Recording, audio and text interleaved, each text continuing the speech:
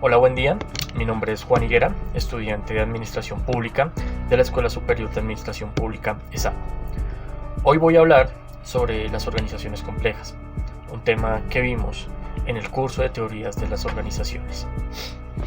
Entonces, para empezar, es importante decir que el estudio de los problemas de complejidad organizada ha sido una de las preocupaciones centrales en diversas teorías de complejidad formuladas en el marco de diversas ciencias y disciplinas como la sistémica, la cibernética, la biología, la epistemología, la antropología, entre otras. Antes de adentrarme en el tema de las organizaciones complejas, me gustaría abordar el concepto de complejidad, ya que si no comprendemos la complejidad, podemos ir hacia la pura confusión o rechazo de los problemas. Para esto voy a hablar un poco de la teoría de complejidad dada por Edgar Morin.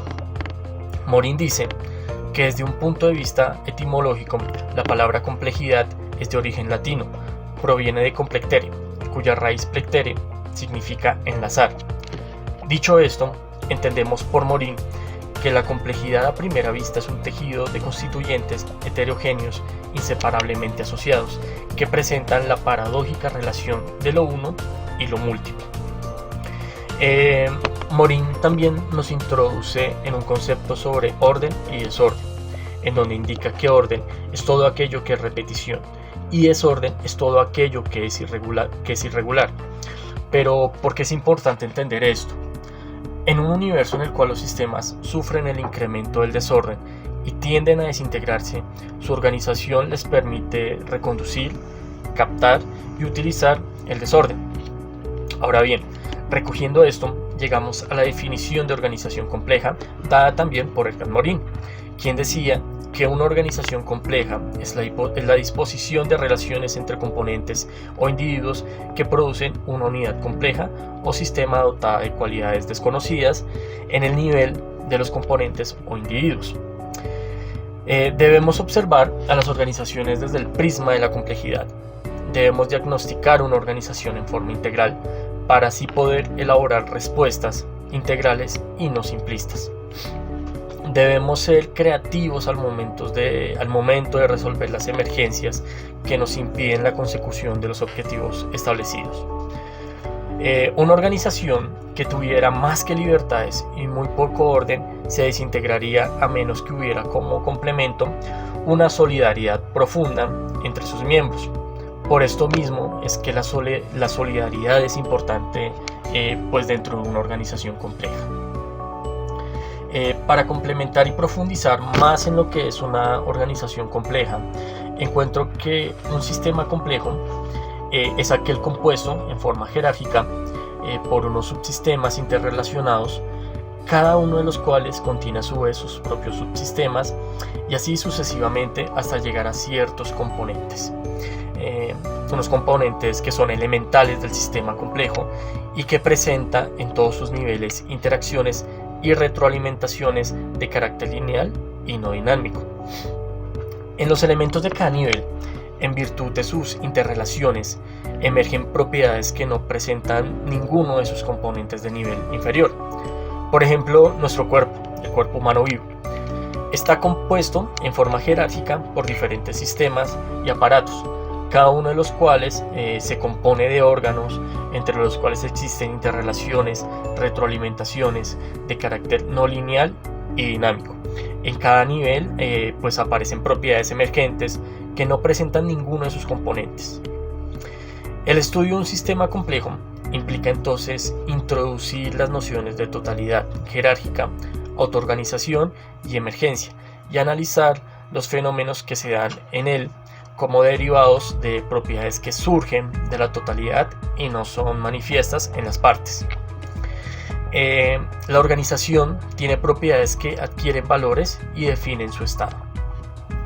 Estas propiedades resultan del proceso de interacción entre los integrantes del sistema, llamado composición sistémica. Los sistemas son totalidades con sus propias propiedades.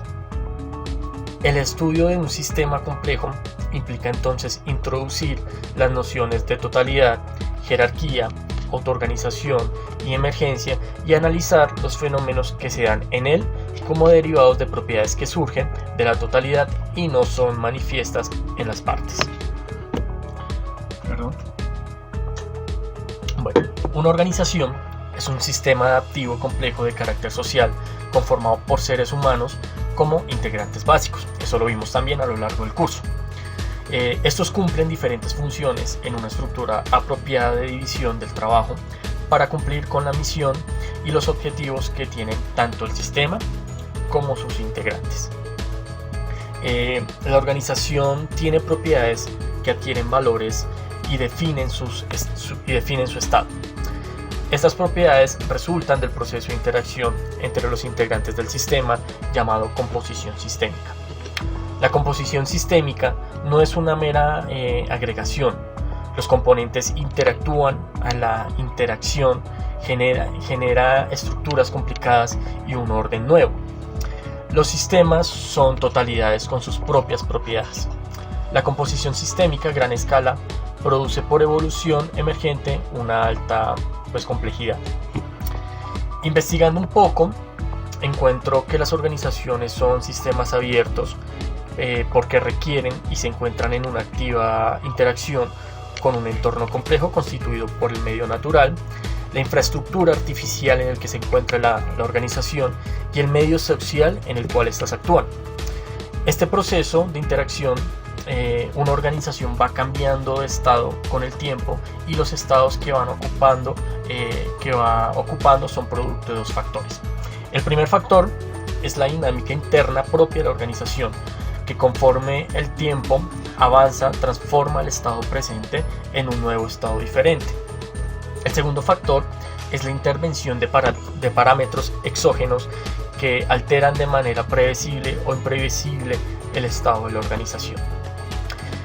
La dinámica interna de una organización no surge espontáneamente en el presente, sino es siempre el resultado de un proceso histórico. Por consiguiente, en el diagnóstico de tal dinámica debe contemplarse siempre el pasado de la organización. Las organizaciones complejas tienen unas características que me gustaría mencionar en este momento. La primera característica es la misma complejidad. Las organizaciones se diferencian de los grupos y de las sociedades por su complejidad estructural, la cual se refiere a la existencia de distintos niveles horizontales y verticales dentro de ella. He visto que muchos autores se refieren a organizaciones altas con muchos niveles jerárquicos y a organizaciones planas con pocos niveles jerárquicos. Otra característica es el anonimato, puesto que se da importancia a las tareas y operaciones y no a las personas. Lo que importa es que la operación sea realizada, no importa quién la realice. Las organizaciones tienen también rutinas estandarizadas para procedimientos y canales de comunicación. A pesar del ambiente laboral y personal, las organizaciones presentan la tendencia a la formación de grupos informales personalizados dentro de las mismas organizaciones. Las estructuras personalizadas no oficiales constituyen la organización informal que funciona paralelamente a la estructura formal. Las organizaciones tienden a la especialización y a la diversificación de funciones, tiende a separar las líneas de autoridad de forma de aquellas de competencia profesional o técnica. Otra característica es el tamaño. Es un elemento final e intrínseco de las grandes organizaciones, ya que resulta del número de participantes y de las áreas que forman su estructura organizacional. Podemos ver, según estas características, la complejidad de las organizaciones en su estructura. Ya para ir cerrando el tema, ahora me gustaría hacer un análisis organizacional como sistema complejo. Para eso debemos pasar por tres etapas. La primera es un análisis sistema de la organización. Según Lara Rosano, el análisis sistémico de la organización consiste en construir utilizando las categorías de los sistemas complejos y con ayuda de un marco teórico. También con ayuda de un modelo conceptual de la organización. Este análisis sistémico abarca unas fases. La primera es la identificación de los elementos de la organización en sus diferentes niveles. La segunda, sus funciones y su interrelación. La tercera, el análisis del entorno de la organización. La cuarta es el análisis de la estructura de la organización. Y la quinta, finalmente, es la identificación de los elementos de la organización. Volviendo a las etapas, vemos la segunda, que es el análisis de la dinámica de la organización, que tiene por objeto analizar la evolución temporal de la organización a partir de un tiempo inicial, con el fin de conocer los determinantes de esta evolución temporal. Lara Rosano también indicaba que para analizar la organización desde el punto de vista dinámico, el primer paso es definir sus variables, que son de tres tipos. La primera es el variable de estado de organización, cuyos valores determinan su estado interno en un instante cualquier y en el que va comprendida la historia de la propia organización. La segunda es la variable de entradas de la organización, que son de dos tipos: los insumos, que constituyen las diferentes especies de materia, energía o información que recibe la organización, y los parámetros exógenos, que son aquellas variables que provienen del entorno de la organización, que a diferencia de los insumos no constituye la materia sobre la que actúa la organización. Bueno, la tercera etapa es la integración del diagnóstico de las organizaciones, que indica su estado actual y las discrepancias entre este y sus objetivos, así como las causas de esas discrepancias. En este diagnóstico debe quedar plasmados los obstáculos, debilidades y amenazas que sufre la organización para aproximarse a sus objetivos, así como también las fortalezas y oportunidades que la organización tiene.